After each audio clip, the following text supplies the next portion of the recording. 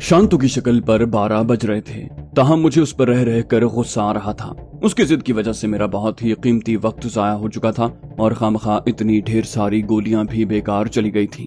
अगरचे इम्कान बहुत कम है, मगर फिर भी कुछ न कुछ खदशा तो है ना कि पैदर पै गोलियां चलने की आवाजें अहाते में किसी के कान पहुंच गई हों और जब हम फाटक पर पहुंचे तो वहां कोई हमारे इस्तकबाल के लिए मौजूद हो। ताहम मेरी ब्यूक बंद फाटक के पास पहुंची तो वहां किसी की मौजूदगी के आसार दिखाई न दिए। बगली दरवाजा भी बदस्तूर खुला हुआ था।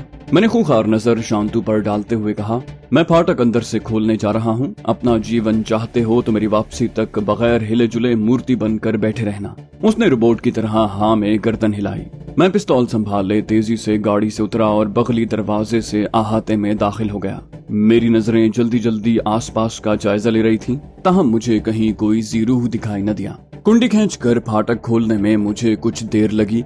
मुझे शांतु जूं का तूं बैठा दिखाई दिया। मैं जल्दी से गाड़ी में बैठा और उसे फाटक के अंदर ले गया। ताहम मैंने अंदर दाखिल होते ही गाड़ी रोक दी और इंजन चलता छोड़कर एक बार फिर उतरा और फाटक की तरफ बढ़ा। मैंने दोनों पट ढाल दिए, ताहम अंदर से कुंडी चढ़ाने की कोशिश न की। मैं गाड़ी में वापस पहुंचा तो मुझे लगा कि शांतु खिसक कर दरवाजे के करीब पहुंचा हुआ है और इस दौरान मैं शायद फरार होने की नीयत से दरवाजा खोलने की नाकाम कोशिश भी कर चुका है। मुझे देखकर उसका चेहरा खौफ से सफेद पड़ गया। मैंने खूनी आंखों से उसे घूरा, कहा, लगता है तुमने मेरे हाथ से मरने की सौगंध खा रखी है। मुझे क्यों मजबूर कर रहे हो कि तुम्हारे भेजे में गोली उतार दूं और फिर तुम्हें धक्का देकर गाड़ी भगा ले जाऊं। मेरे लहजे की सफाकी ने उसे दहला दिया। उसने गिड़गिड़ा कर कहा, भगवान के लिए मुझे क्षमा कर दो, फिर से गलती नहीं होगी। मैंने चढ़ी तेवरियों के साथ इस बात में सर हिलाया और गाड़ी आगे बढ़ा दी। नीम पुख्ता सड़क पर ड्राइव करते हुए मेरी नजरें बदस्तूर चारों तरफ घूम रही थीं। मैंने शांतु की तरफ देखे बगैर गंभीर लहजे में कहा, सरस्वती का अपहरण करने वाले टोले में कौन कौन शामिल है? मेरी बात सुनकर वो चौंका। मैंने खूंखार लहजे में कहा, मुझसे झूठ न बोलना, मैं सब जानता हूँ। अच्छा ये बताओ, महिपाल की गोली लगने से कौन घायल हुआ था? वो जिंदा है या मर गया? उसने पहले शायद मेरी बात झुटलाने का सोचा, मगर फिर इस नतीजे पर पहुंचा कि अब इसका कोई फायदा नहीं। वो लर्जिश वाले लहजे में बोला, राजवंश। उसे छाती में फायर लगा था और वो वहीं गलियारे में ही मर गया था, परंतु उन्होंने महिपाल को भी। मैंने उसकी बात काटते हुए कहा, महिपाल जिंदा है, मगर मैं उस दुष्ट प्रदीप सेन को जिंदा नहीं छोड़ूंगा। उसने वादा किया था कि सरस्वती के साथ जोर जबरदस्ती नहीं करेगा। ये बताओ, तुम भी शामिल थे सरस्वती की हवेली पर हमला करने वालों में? शांतु ने नफी में सर हिलाया, बोला, हम तीनों की तो फाटक पर ड्यूटी थी। राजशेखर 5 साथियों के साथ गया था। उसने तफसील में जानने की कोशिश नहीं की।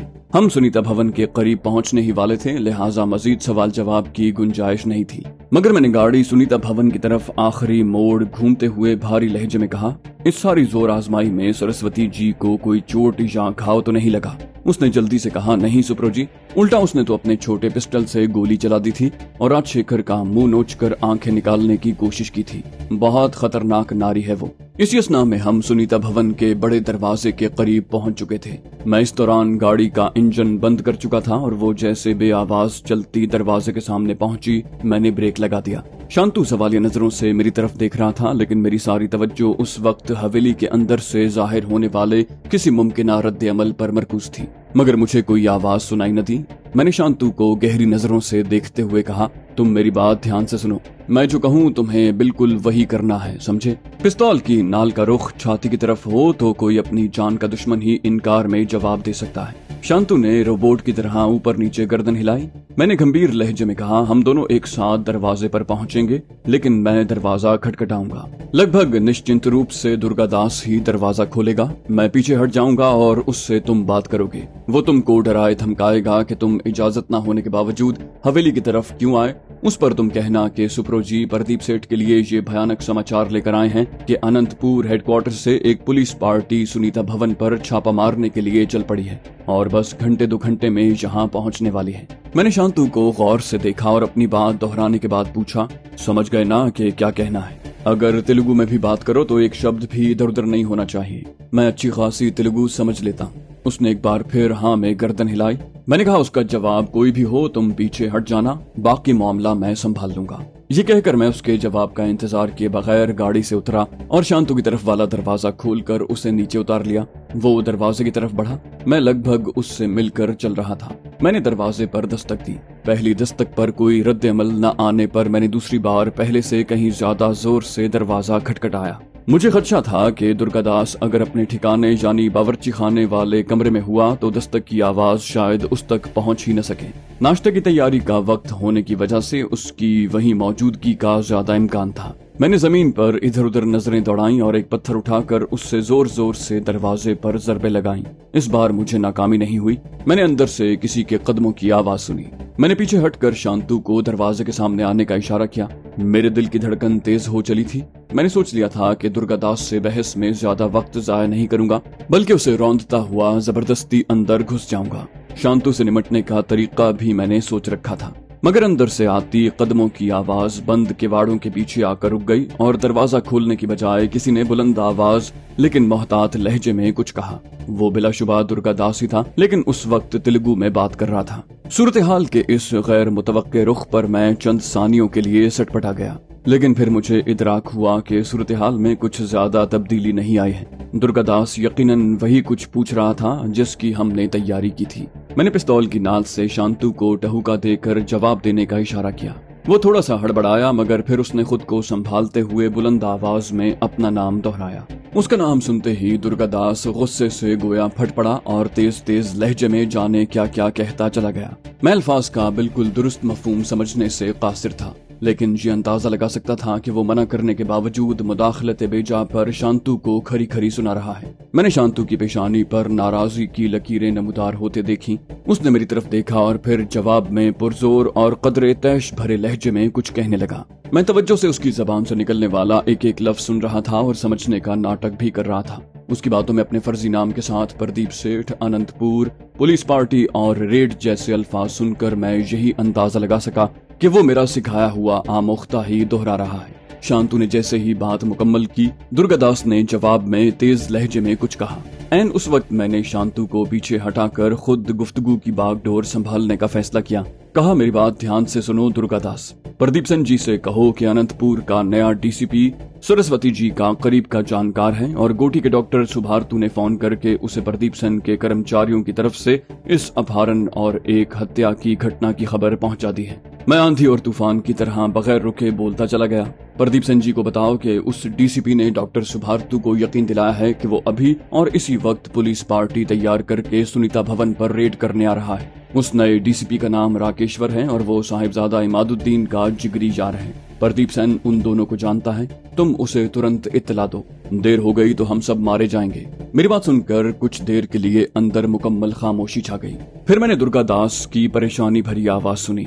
बोला, ये तो आपने बहुत चिंताजनक सूचना सुनाई है, परंतु मेरी बुद्धि में नहीं आ रहा कि मैं क्या करूं। प्रदीप सेन ने मुझे कड़ी मनाही की है कि कल सुबह तक उन्हें डिस्टर्ब न करूं। वो मुझे कड़ी सजा देंगे। मैंने कहा, बात समझने की कोशिश करो दुर्गादास। उनका वो आदेश आम हालात के लिए था। ये इमरजेंसी है। तुमने अगर तुरंत उन्हें ये सूचना नहीं दी तो मामला हाथ से निकल जाएगा।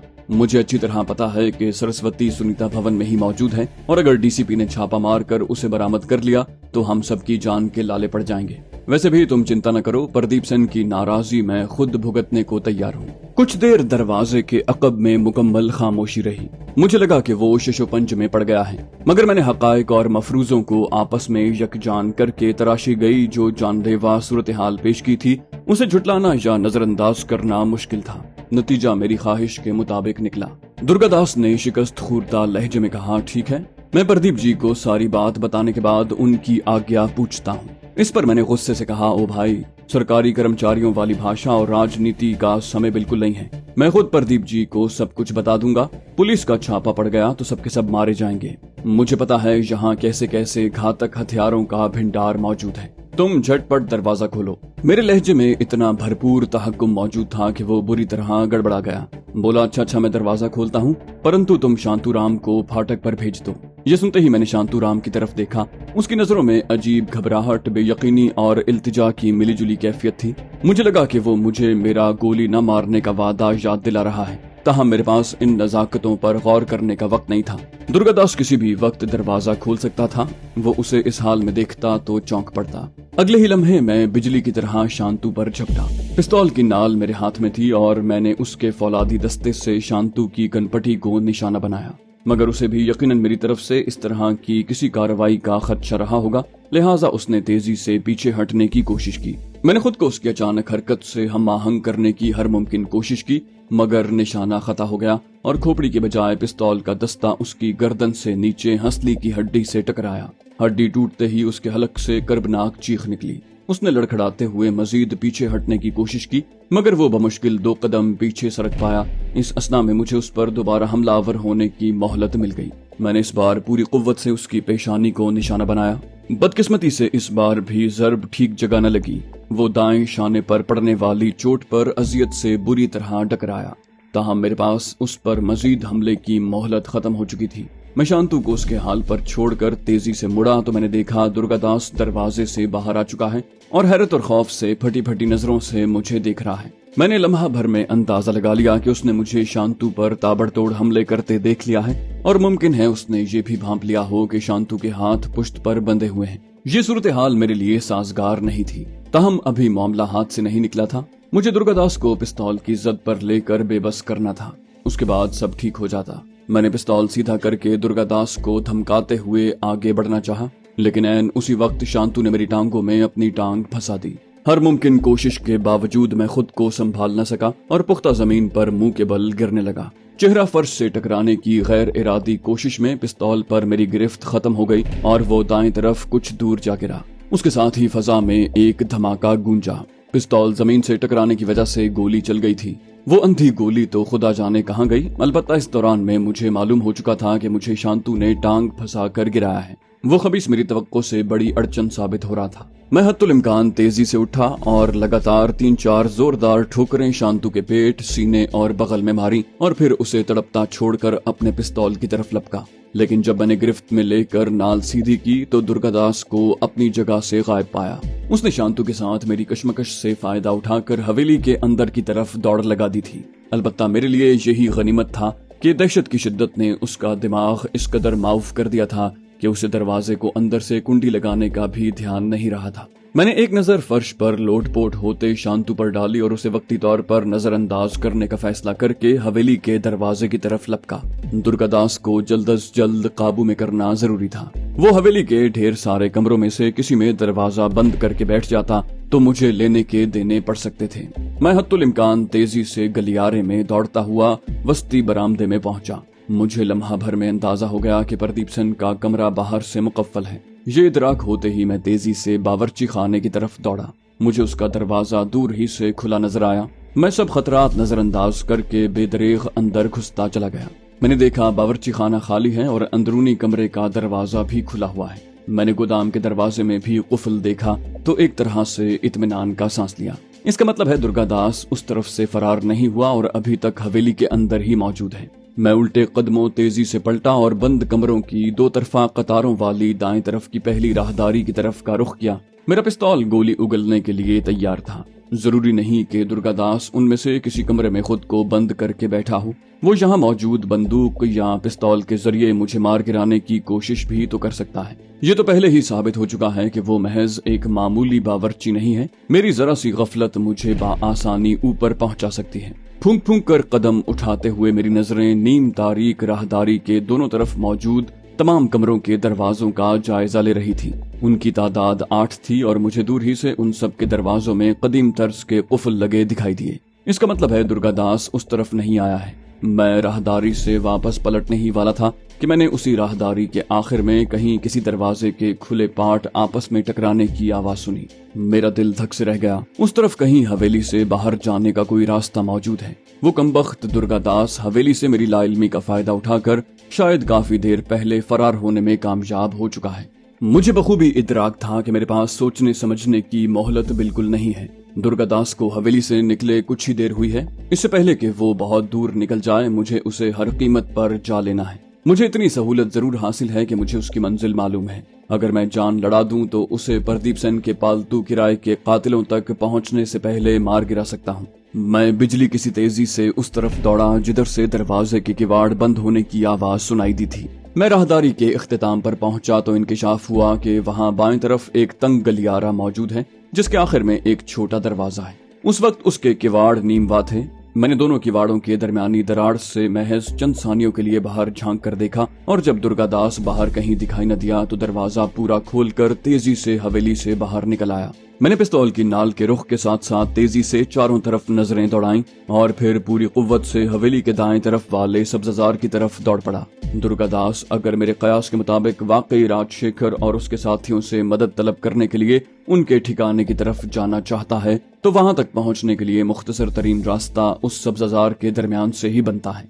ये इदराक मेरे लिए हद दर्जे इस्तराब अंगेज था और मैं उसे लगभग 100 गज तवील सब्ज़ार में पकड़ने में नाकाम रहा तो वो सब्ज़ार के बाद उगे अनवाओ अकसाम की झाड़ियों और दरख्तों के झुंडों में घुस जाएगा और उसके बाद उसे तलाश करना भूसे के ढेर में सुई तलाश करने के मुतरादिफ होगा, जबकि मैंने तो उसके पीछे आने में गालिबन पहले ही बहुत देर कर दी है। मैं हत्तुल इम्कान तेज रफ्तारी से दौड़ता हुआ सब्ज़ार की तरफ बढ़ा जो पुख्ता फर्श से बतदरीज उतरती ढलान पर वाक़ था।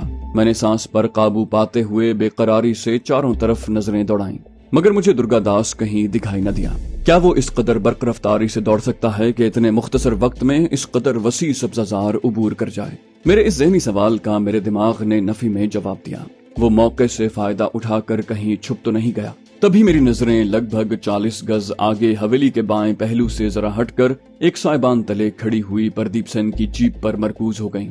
उस वक्त जीप का अकबी हिस्सा मेरी तरफ था। मैंने फौरन तज्जिया किया।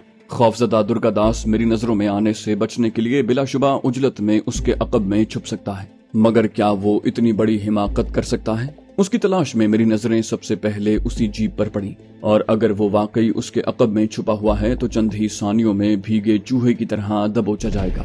बहरहाल दहशत की शिद्दत से दिमाग माऊफ होने पर ऐसी हिमाकत सरजद हो जाना भी कुछ ऐसा बैदज इम्कान नहीं है। इस नतीजे पर पहुंचते ही मैं तेजी से जीप की तरफ बढ़ा, लेकिन मैं अभी 15-20 गज दूर ही था कि अचानक जीप का इंजन स्टार्ट होने की आवाज सुनाई दी और इससे पहले कि मैं मजीद आगे बढ़ पाता गाड़ी हरकत में आ गई। साइबान से निकलकर जीप बाएं तरफ मुड़ी तो मुझे उसके ड्राइविंग सीट पर दुर्गादास बराजमान नजर आया। वो खबीस मेरे अंदाजे से ज्यादा मक्कार और चलता पुर्जा साबित हो रहा था।